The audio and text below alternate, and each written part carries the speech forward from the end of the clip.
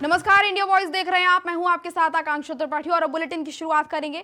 मुख्यमंत्री पुष्कर सिंह धामी ने राज्य अतिथि गृह नैनीताल में पार्टी पदाधिकारियों और कार्यकर्ताओं से पारस्परिक वार्तालाप किया और साथ ही साथ आपको बता दें कि क्षेत्रीय विधायक सरिता आर्या और भीमताल से विधायक राम सिंह केड़ा के साथ साथ जिला अध्यक्ष प्रदीप बिष्ट भी इस दौरान मौजूद रहे। कई गणमान्य व्यक्ति भी मौजूद रहे। पार्टी पदाधिकारियों के साथ बातचीत सीएम ने की और ये तस्वीरें आपको दिखा रहे हैं मुख्यमंत्री पुष्कर सिंह धामी की पार्टी पदाधिकारियों से बातचीत की तस्वीरें, मुलाकात की तस्वीरें। इस दौरान कई गणमान्य, कई नेता, कई पदाधिकारी भी मौजूद रहे। नैनीताल पहुंचे सीएम धामी और यहां पर ये जो बैठक सीएम धामी ने की है, मुख्यमंत्री पुष्कर सिंह धामी ने नैनीताल के पास बर्नियर नाला पर हो रहे भूस्खलन का निरीक्षण करके अधिकारियों को आवश्यक दिशा निर्देश दिए हैं और इस दौरान क्षेत्रीय विधायक सरिता आर्या और भीमताल से विधायक राम सिंह केड़ा भी उपस्थित रहे। और आपको बता दें कि सीएम ने भूस्खलन का निरीक्षण किया और तस्वीरें आपको दिखा रहे हैं। ये अधिकारियों को जरूरी दिशा निर्देश भी सीएम पुष्कर सिंह धामी ने दिए। पूरी जानकारी ली पहले तो स्थिति की और उसके बाद जरूरी दिशा निर्देश देते भी अधिकारियों को नजर आए। उनके साथ बीजेपी के कई अन्य लोग भी शामिल थे, बीजेपी के नेता उनके साथ शामिल थे। क्षेत्रीय विधायक सरिता आर्या भी उनके साथ शामिल थी। रेस्क्यू ऑपरेशन का आज तीसरा दिन है और लगातार रेस्क्यू ऑपरेशन किया जा रहा है। जो एवलांच आया था उसमें जो लोग फंसे हुए थे उनको बचाने की कोशिश लगातार की जा रही है। उत्तरकाशी में आपको बता दें कि एवलांच आया था जिसके बाद कई लोग वहां पर फंस गए थे और फिलहाल तमाम जो टीमें हैं वो लगातार रेस्क्यू ऑपरेशन कर रही हैं, पर्वतारोहियों को बचाने की कोशिश। और साथ ही साथ आपको बता दें कि 5 पर्वतारोहियों के शव अभी तक बरामद हो चुके हैं और 22 लोग अभी लापता बताए जा रहे हैं जिनकी लगातार तलाश की जा रही है। अब तक 9 शव बरामद हो चुके हैं। मालती हेलीपैड से पूरा रेस्क्यू ऑपरेशन लगातार चलाया जा रहा है और इस रेस्क्यू ऑपरेशन में प्रयास किया जा रहा है कि तमाम जो लोग इस दौरान वहां पर फंसे हुए हैं उनको निकालने का प्रयास किया जा चुके और इसी को लेकर ये पूरा रेस्क्यू ऑपरेशन लगातार चलाया जा रहा है।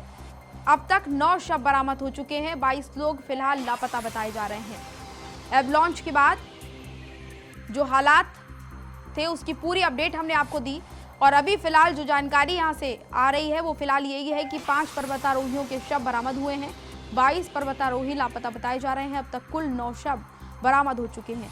मालती हेलीपैड से ये रेस्क्यू ऑपरेशन पूरा चल रहा है। आज तीसरा दिन है रेस्क्यू ऑपरेशन का। 5 पर्वतारोहियों के शव इस रेस्क्यू ऑपरेशन में बरामद किए जा चुके हैं और साथ ही साथ अगर कुल शवों की बात करें तो 9 शव अभी तक पूरे रेस्क्यू ऑपरेशन के दौरान बरामद किए गए हैं। जो पर्वतारोही गए हुए थे उनकी जानकारी देते हुए आपको अगर बताएं तो उनमें से कई लोग उत्तराखंड के और तमाम अन्य राज्यों से भी फंसे हुए बताए जा रहे थे। लगातार उनको लेकर एक्सपर्ट टीमें जो हैं वो इस पूरे मामले को लेकर संभाले हुए थी। रेस्क्यू ऑपरेशन एक्सपर्ट टीमों के द्वारा किया जा रहा था और अभी भी लगातार रेस्क्यू ऑपरेशन जारी है। आज तीसरा दिन है रेस्क्यू ऑपरेशन का। अभी भी कोशिश यही की जा रही है, प्रयास यही किया जा रहा है कि लोगों को बचाया जा सके। अभय कैंथोरा ज्यादा अपडेट के साथ हमारे साथ जुड़ गए हैं। अभय, देखिए लगातार रेस्क्यू ऑपरेशन किया जा रहा है, पर्वतारोहियों को बचाने का प्रयास किया जा रहा है और जानकारी मिली है कि कुल 9 शव बरामद हो चुके हैं, 22 लोग अभी भी लापता बताए जा रहे हैं। ये कह सकते हैं कि इस समय जो उत्तरकाशी में जो एवलांच आया था, इस एवलांच की घटना में अभी तक भी 22 लोगों के लापता होने की यहाँ पर पुष्टि हो पा रही है। 9 शव अब तक प्राप्त यहाँ पर हो चुके हैं। सबसे बड़ी बात है कि कल जो 4 शव थे उसमें 5 शवों को आज और यहाँ पर बरामद किया गया। लेकिन जो दुखदायी विषय है वो यही है कि जहां पर ये एवलांच आया था, यानी जहां पर ये घटना घटी थी, वहां पर अभी तक जो रेस्क्यू टीम है वो नहीं पहुंच पाई है। लगातार प्रयास वहां पर किए जा रहे हैं लेकिन जो वहां की जो परिस्थितियां हैं, जो बर्फबारी लगातार उस क्षेत्र में हो रही है उसके चलते रेस्क्यू कार्य में बाधाएं यहाँ पर उत्पन्न हो रही है और उसी अधम के चलते जो रेस्क्यू टीम है वो अभी तक नहीं पहुंच पाई है। गुलमर्ग से जो हाई एल्टीट्यूड एक्सपर्ट टीम यहाँ पर बुलाई गई है, जम्मू कश्मीर से जो टीम यहाँ पर बुलाई गई है वो आज सुबह उत्तरकाशी पहुंची और आज उनके द्वारा बेस कैंप तक पहुंचने का प्रयास वहां पर किया जाएगा और उसके बाद आगे ये कह सकते हैं कि जो खोजबीन है, जो रेस्क्यू किया जाना है, उस रेस्क्यू को करने का काम वहां पर होगा। लेकिन जिस प्रकार की स्थितियां वहां पर बनी हुई है, तो ऐसे में कह सकते हैं कि और आगामी दिनों में या बढ़ते समय के साथ जो वहां पर चुनौतियां और बढ़ने वाली है। क्योंकि आपदा सचिव से जब इंडिया वाइज ने बातचीत की थी तो उन्होंने साफ तौर पर कहा था कि पिछले 2 दिन में ये कह सकते हैं कि पहले दिन बर्फबारी के चलते वहां पर रेस्क्यू नहीं हो पाया था। कल भी ये कह सकते हैं कि सेना के हेलीकॉप्टर द्वारा सिर्फ वहां तक रेकी हो पाई थी। एसडीआरएफ की जो एक्सपर्ट जो टीम थी वो सिर्फ ये कह सकते हैं कि जो पहला जो द्रौपदी डांडा का जो पहला बेस कैंप था वहां तक पहुंच पाई है। यानी जहां पर अभी एक घटना घटी है वहां से भी अभी लगभग 3 से 4 किलोमीटर ये बेस कैंप पहले यहाँ पर बनाया गया था और उस जगह तक अभी तक भी रेस्क्यू जो टीम है वो नहीं पहुंच पाई है। जैसे जैसे समय आगे बढ़ रहा है चुनौतियां और यहाँ पर बढ़ती हुई नजर आ रही है। ऐसे में कह सकते हैं कि जो राहत और बचाव के जो काम होंगे और यहाँ पर मुश्किल उनके हालातों में होते हुए नजर आएंगे। जी बिल्कुल अभय, और जो अभी स्थिति बनी हुई है वो लगातार ऐसी है कि अभी कई सारे लोग अभी भी जो हैं वो लापता बताए जा रहे हैं। ऐसे में कोशिश लगातार यही की जा रही है, तमाम एक्सपर्ट्स की टीम भी यहाँ पर लगाई गई है ताकि इन सभी लोगों को जो लापता है उनको रेस्क्यू किया जा सके और कोशिश अभी लगातार जारी है। अभय चलिए, तमाम जानकारी के लिए बहुत बहुत धन्यवाद आपका।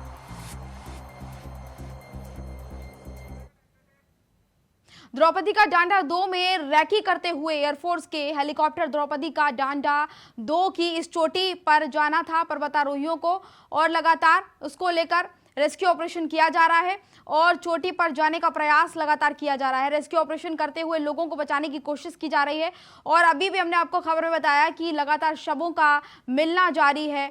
9 शव मिल चुके हैं और 22 शव जो हैं बताया जा रहा है कि 22 लोग जो हैं बताया जा रहा है कि अभी भी लापता हैं।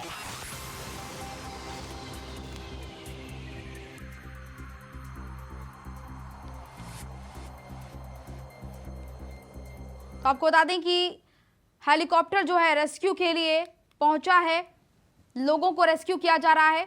22 लोग अभी भी लापता बताए जा रहे हैं जिनको खोजा जा रहा है, जिनकी खोजबीन की जा रही है और इसके लिए रेस्क्यू टीमें जो लगाई गई हैं वो तमाम एक्सपर्ट्स की हैं। और ये एक्सक्लूसिव तस्वीरें आपको दिखा रहे हैं इंडिया वॉइस पर, सिर्फ और सिर्फ ये एक्सक्लूसिव तस्वीरें किस तरीके से एयरफोर्स के हेलीकॉप्टर को भेजा गया है इसी चोटी पर जहां पर तमाम पर्वतारोही जो है लॉन्च आने के बाद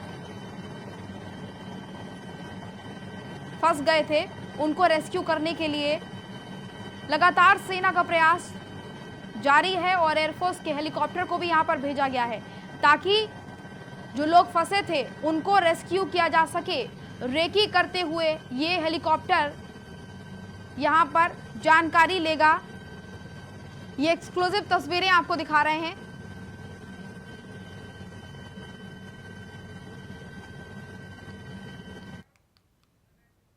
छब्बीस अक्टूबर को गंगोत्री के कपाट बंद होंगे, 27 अक्टूबर को यमुनोत्री के कपाट बंद होंगे। ये बड़ी जानकारी आपको दे रहे हैं। गंगोत्री और यमुनोत्री के कपाट से संबंधित बड़ी जानकारी। 26 अक्टूबर को गंगोत्री के कपाट बंद होंगे और 27 अक्टूबर की बात करें तो यमुनोत्री के कपाट बंद होंगे। आपको ये बता दें कि शीतकालीन मौके पर जब सर्दी का समय आता है तो ऐसे में कपाट बंद कर दिए जाते हैं और फिलहाल ये जानकारी 27 अक्टूबर को यमुनोत्री के कपाट बंद हो जाएंगे, यानी कि दिवाली के बाद कपाट बंद किए जाएंगे और यमुनोत्री के भी कपाट बंद होंगे, गंगोत्री के भी कपाट बंद होंगे। पहले गंगोत्री के कपाट बंद किए जाएंगे और आपको बता दें कि 26 अक्टूबर का समय दिया गया है गंगोत्री के कपाट को बंद करने का और उसके बाद 27 अक्टूबर को यमुनोत्री के कपाट बंद किए जाएंगे। ये बड़ी जानकारी आपको दे रहे हैं। सर्दी के मौसम में क्योंकि यहाँ पर बर्फ जम जाती है, ठंड बहुत ज्यादा बढ़ जाती है और इसी वजह से कपाट बंद किए जाते हैं।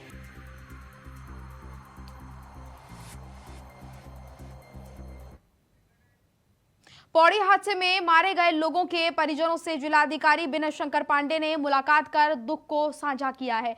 आपको बता दें कि बारात ले जाने के दौरान हुए सड़क हादसे में दूल्हे के भाई बहन समेत दर्जनों बाराती मर गए थे और उन सभी ने अपनी जान गंवाई थी। हादसे के बाद गांव में मातम पसरा हुआ है। जिलाधिकारी विनय शंकर पांडे ने पीड़ित परिवारों से मुलाकात की और हर संभव सहयोग का आश्वासन दिया। आपको बता दें कि पौड़ी हादसे में रेस्क्यू ऑपरेशन खत्म हो चुका है और कुल 32 बारातियों की मौत होने की जानकारी मिली है। 32 बारातियों ने इस हादसे में अपनी जान गंवाई है। इस पूरे मामले को लेकर लगातार जहां जो तमाम इन सभी लोगों के परिजन थे उनके घर में शोक की लहर है और इसी बीच लगातार सरकार की संवेदनाएं भी परिवार के प्रति देखने को मिल रही हैं। प्रशासन की तरफ से भी मदद की जा रही है। हरिद्वार पहुंचे डीएम विनय शंकर और मृतकों के परिजनों से मुलाकात की, मिलकर उनके दुख दर्द को साझा किया। ये तस्वीर आप देखिए, डीएम विनय शंकर की तस्वीर आपको दिखा रहे हैं। हरिद्वार विनय शंकर पहुंचे थे। तो में बयान करना बड़ा मुश्किल है। एक परिवार जो अपने वैवाहिक कार्यक्रम जैसे खुशी के कार्यक्रम में शामिल होने जा रहा है और अचानक इतनी बड़ी विपदा आ जाए, और जैसा कि पता लगा है करीब 15-16 लोगों की डेथ इसी गांव से हुई है। मैं समझता हूं कि इससे दुखद और विपदाग्रस्त कोई बात हो नहीं सकती। बीजेपी के प्रदेश अध्यक्ष महेंद्र भट्ट अब वित्त मंत्री प्रेमचंद अग्रवाल के खिलाफ कार्रवाई करने से बचते हुए नजर आ रहे हैं। बता दें कि विधानसभा में अवैध नीतियों के मामले में विधानसभा अध्यक्ष ने ही भले ही कार्रवाई कर दी हो, नियुक्तियों को निरस्त करते हुए कर्मचारियों का टर्मिनेशन जारी कर दिया हो, लेकिन ये मामला शांत नहीं होता नजर आ रहा है। जनता इन समितियों के लिए जिम्मेदार व्यक्ति तत्कालीन विधानसभा अध्यक्ष प्रेमचंद अग्रवाल के खिलाफ कार्रवाई की मांग लगातार कर रही है और इसी पूरे मामले पर बीजेपी प्रदेश संगठन अब इस मामले से पीछे हटता हुआ नजर आ रहा है। कार्रवाई करने से बचता हुआ बीजेपी का संगठन नजर आ रहा है। बीजेपी अध्यक्ष के खिलाफ कार्रवाई की मांग लगातार अब उठ रही है। देखिए, इससे बड़ी कार्रवाई क्या हो सकती है? पीठ ने नियुक्ति दी, पीठ ने समाप्त किया, और जब नियुक्ति दी तो न्यायालय ने कहा नियुक्ति ठीक है, और मुझे पता न्यायालय में जाने की स्थिति खत्म है कि न्यायालय जब नियुक्ति का उसी पीठ ने इसको रद्द किया है। इसलिए क्या है कि कठोरतम कार्रवाई है और एक अच्छा मैसेज युवाओं के अंदर गया है। और ऋतु जी ने तो बहुत स्पष्ट रूप से कहा है कि हम अब भविष्य के अंदर नियुक्तियाँ तो होनी है भाई, इतने लोग अगर गलत नियुक्ति हुए तो इतने लोग लगाए जाएंगे, तो जो लोग लगाए जाएंगे उनके लिए नियुक्ति का एक प्रावधान बनेगा। बीजेपी ने हरिद्वार त्रिस्तरीय पंचायत चुनाव के परिणाम आने के बाद जिला पंचायत अध्यक्ष और ब्लॉक प्रमुख पदों पर भी अपने प्रत्याशियों के नामों का ऐलान कर दिया है। बीजेपी प्रदेश प्रवक्ता ने कहा कि जिला पंचायत अध्यक्ष पद पर राजेंद्र सिंह किरण को अध्यक्ष पद का प्रत्याशी बनाया गया है और हम लोगों के लिए भी ब्लॉक प्रमुखों के उम्मीदवारों की घोषणा पार्टी ने कर दी। और आपको बता दें कि आम आदमी पार्टी की तैयारी करवा पंचायत चुनाव में मिली ऐतिहासिक जीत के बाद बोर्ड अपना बनाने की है, जिससे हरिद्वार की जनता की सेवा की जा सके। भारतीय जनता पार्टी ने अपने ब्लॉक के प्रत्याशी जो हैं वो घोषित कर दिए हैं। हमने अपनी जिला पंचायत के अध्यक्ष का प्रत्याशी भी घोषित कर दिया है। और हरिद्वार के अंदर जिस प्रकार से आप देख सकते हैं कि भारतीय जनता पार्टी का बोर्ड बड़े बहुमत के साथ बनने जा रहा है, और जितने भी निर्दलीय प्रत्याशी थे, जितने भी निर्दलीय जिला पंचायत के सदस्य थे, उन सभी लोगों ने भाजपा का समर्थन किया। बीजेपी ने हरिद्वार जिला अध्यक्ष पद पर राजेंद्र सिंह को प्रत्याशी घोषित करते हुए पार्टी के प्रदेश मीडिया प्रभारी मनवीर सिंह चौहान ने इसको लेकर जानकारी दी है। आपको बता दें कि प्रदेश अध्यक्ष महेंद्र भट्ट के निर्देश पर राजेंद्र सिंह को पार्टी का प्रत्याशी घोषित किया गया है। राजेंद्र सिंह वार्ड 19 मानकपुर आदमपुर सीट से बीजेपी के समर्पित प्रत्याशी रहे हैं और ये बड़ी जानकारी आपको दे रहे हैं। घोषणा इनके नाम को लेकर की है, प्रत्याशी घोषित इनको किया गया है। हरिद्वार जिला अध्यक्ष पद पर राजेंद्र सिंह प्रत्याशी घोषित हुए हैं, ये बड़ी जानकारी आपको दे रहे हैं। और इसकी जानकारी बीजेपी की तरफ से एक लेटर जारी करते हुए दी गई है। बीजेपी के मीडिया प्रभारी ने इसकी जानकारी दी है।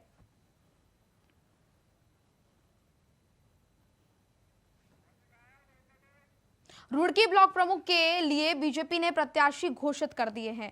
आपको बता दें कि कुमारी तुबना राव को रुड़की ब्लॉक प्रमुख के लिए प्रत्याशी घोषित किया गया है और ये बड़ी जानकारी आपको दे रहे हैं। रुड़की ब्लॉक प्रमुख के लिए बीजेपी ने प्रत्याशी की लिस्ट घोषित की है और ये लिस्ट आपको दिखा रहे हैं। रुड़की ब्लॉक प्रमुख के लिए बीजेपी ने प्रत्याशियों की जो लिस्ट है उसको घोषित किया है।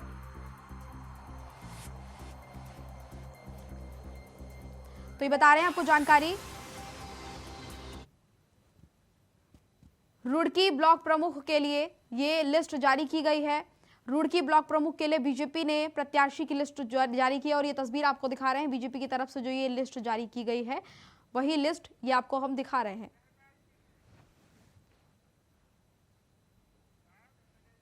जम्मू कश्मीर के कठवा कांड में नाबालिग पीड़िता को न्याय दिलाने वाली सुप्रीम कोर्ट की अधिवक्ता दीपिका सिंह रजावत ने पौड़ी के डोब श्रीकोट गांव पहुंचकर अंकिता भंडारी के परिजनों से मुलाकात की है और उनका केस निशुल्क लड़ने का आश्वासन भी दिया है। सुप्रीम कोर्ट की अधिवक्ता दीपिका ने कहा कि परिवार ने हामी भरी तो हाईकोर्ट से लेकर सुप्रीम कोर्ट तक वे अंकिता भंडारी को लेकर न्याय दिलाने को लेकर कोशिश करेंगी और मदद के लिए वो आगे आएंगी। परिवार से मुलाकात की है और आपको बता दें कि सुप्रीम कोर्ट की वकील हैं दीपिका और उन्होंने ये पेशकश अंकिता भंडारी के परिजनों से की है। अंकिता का केस निशुल्क दीपिका लड़ना चाहती हैं। तो लगातार जिस तरीके से उत्तराखंड में अंकिता को इंसाफ दिलाने के लिए लोग मांग कर रहे हैं, उसी बीच ये जानकारी सारी वार्ता जो है वो केस के बराबर हुई है, बच्ची से रिलेटेड हुई है। तो ज़रूरी है कि इस समय पेरेंट्स को, जो माँ बाप हैं बच्चे के, उनको एक उनकी हिम्मत बढ़ाई जाए, उनको बताया जाए। सबसे बड़ी बात है कि गरीब लोग हैं, गांव के लोग हैं, पिछड़े इलाके के लोग हैं, उनको ये भी बताना है कि कानून में क्या प्रोविजन है जिसको वो आगे लेके बच्ची के लिए लड़ सकते हैं।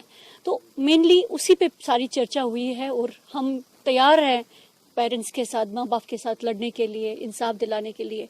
एक निर्भया का केस हुआ था, एक अंकिता का केस होना चाहिए, एक रसाना। हम सब कांग्रेस जन यहाँ पर किसी पार्टी के रूप में न होकर इस परिवार के हितैषी के रूप में हम सब यहाँ आए हैं। हम जब पहली बार आए थे, भाई मनोज रावत जी, मैं, हमारे नेता प्रतिपक्ष, हमारे प्रदेश के माननीय अध्यक्ष करण मेहरा जी, हम पहली बार जब यहाँ पर आए थे, उस दिन परिवार की स्थिति कुछ बात करने लायक नहीं थी। इस गंभीर और इस भयानक दुख के चलते हमने भी बहुत अधिक कुरेदना उचित नहीं समझा। लेकिन अब जबकि कुछ समय बीत गया और हम ये देख रहे हैं कि धीरे धीरे जो विवेचना होनी है उसके लिए तैयारियां चल रही होंगी। सरकार और पुलिस उसके लिए तैयारियां कर रही है। उत्तराखंड जो हमारे सब जो एडवोकेट लोग हैं, उनसे मेरी उनसे विनम्र निवेदन से ये है कि जो ये अपराधी हैं इनके केस कोई हैंडल ना करे। मैं आपसे बार बार हाथ जोड़ता हूँ और आप लोग जो है मेरा साथ दें और इस दरिंद्र के साथ कोई न दें और जो मेरी लड़की जो न्याय चाहिए और इन अपराधियों को तुरंत फांसी। अंकिता भंडारी हत्याकांड में जिला प्रशासन और क्षेत्रीय जनता के बीच हुए समझौते को लेकर यूकेडी ने सरकार पर आरोप लगाया है। यूकेडी के केंद्रीय संरक्षक त्रिवेंद्र सिंह पवार का कहना है कि श्रीनगर में अंकिता के पार्थिव शरीर के सामने जिला प्रशासन के साथ समझौता हुआ था कि अंकिता के परिजनों को सरकार की तरफ से 1 करोड़ का मुआवजा राशि दी जाए। एक व्यक्ति को सरकारी नौकरी और आरोपियों का मामला फास्ट ट्रैक कोर्ट में 3 महीने के भीतर चलाने का काम किया जाएगा। लेकिन अब इस मामले में सरकार अपने वायदे से पीछे हटती नजर आ रही है, जो कि सही नहीं है। सरकार जो है मुकर रही है, ये बड़े दुर्भाग्य की बात है। 1 करोड़ की बजाय 25 लाख रुपए दे रहे हैं। और हमने एक सुझाव भी दिया था, अगर तुम नंगे हो, भूखे को तुम्हारे पास नहीं व्यवस्था, तो उसका जो रिजॉर्ट है उसको नीलाम करके जो पैसा उससे आता है उसको उस परिवार को दिया जाए, ताकि आपको जो है पैसा न देना पड़े। तो वो काम तो कर सकते हैं, तो सरकार कर सकती है ना, उसको निहित करके और उसका ऑक्शन करें, उसका पैसा जो उस परिवार को दिया जाए ताकि उनको उसको फायदा मिल सके। दूसरा ये है कि ये जो भर्ती वाला जो मामला है, इस पर असली मुलजिम तो अभी आया ही नहीं सामने। जो बड़ी मछलियाँ अभी साफ बची हुई है। स्वास्थ्य सचिव आर राजेश कुमार ने अल्मोड़ा में पिछले दिनों शराब पीकर इलाज करने वाले डॉक्टर पर बड़ी कार्रवाई करते हुए निलंबन के आदेश जारी कर दिए हैं। आपको बता दें कि लापरवाही डॉक्टर की तरफ से की गई थी, जिसके बाद कार्रवाई ये देखने को मिली है। उन्होंने बताया कि शराब पीकर इलाज किए जाने के मामले में शासन स्तर पर जांच बिठाई गई थी, जिसके बाद जिला प्रशासन की तरफ से जो रिपोर्ट दी गई थी उसके आधार पर यह कार्रवाई की गई है। स्वास्थ्य सचिव ने आदेश जारी किए हैं। शराब पीकर इलाज करने को लेकर जो मामला सामने आया था उस पर जांच की गई थी और जांच की रिपोर्ट में जो सबूत सामने आए उन्हीं सबूतों के आधार पर कार्रवाई की गई है। ये सबको विदित है कि पिछले कुछ दिनों पहले एक इशू आया था कि डॉक्टर नशे में धुत था अल्मोड़ा डिस्ट्रिक्ट हॉस्पिटल में, और इसकी कंप्लेंट भी आई थी और इसको हमने सीरियसली लिया है और हमने जांच भी करवाई थी इनिशियली सीएमएस से। अभी फिलहाल डिस्ट्रिक्ट मजिस्ट्रेट अल्मोड़ा का जांच रिपोर्ट भी आया है हमारे पास।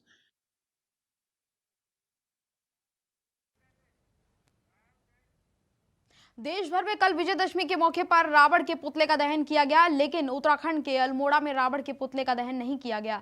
दरअसल बाजार भ्रमण के दौरान पुतला समिति के बीच विवाद हो गया और विवाद के कारण रावण दहन नहीं हो सका। अल्मोड़ा का ये पूरा मामला आपको बता रहे हैं। अल्मोड़ा में रावण दहन नहीं किया गया, हालांकि पुतला यहाँ पर लगाया गया था, लेकिन समिति के बीच जो विवाद हुआ उसके बाद रावण का पुतला नहीं दहन किया गया। अल्मोड़ा में समिति के बीच विवाद हुआ और विवाद के बाद रावण का पुतला दहन नहीं किया गया।